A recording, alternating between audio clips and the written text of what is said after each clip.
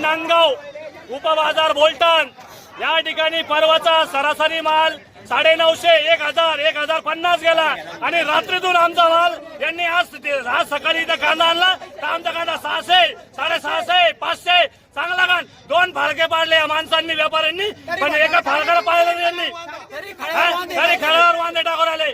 कृषी उत्पन्न बाजार समिती बोलतान यांचा आणि व्यापाऱ्यांचा मिलीभगत आहे. तुमचं प्रशासन काय आहे?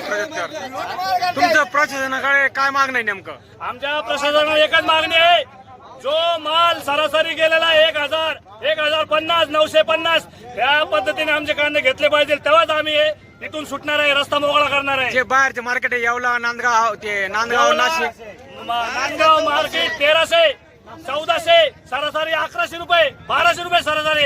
इथं काय रात्रीतून कांदा भाव कमी पडला का यांचा? या भावातून तुम्हाला खर्च निघतो का? या भावातून खर्च धरा ना तुम्ही, या भावातून खर्च धरा. 2000 रुपये ट्रॅक्टरवाल्याचे, 600 रुपये भरणाऱ्यांचे, तिथं बाया भरणारे 200-300 रुपये घेतात. आम्हाला काय केळं भेटणार का इथं? 500 रुपये क्विंटल माग 500 रुपये खर्च. व्यापारी तुम्हाला भेटायला बाहेर आले का? आता नाही आले आतापर्यंत व्यापारी, आलेले नाहीये.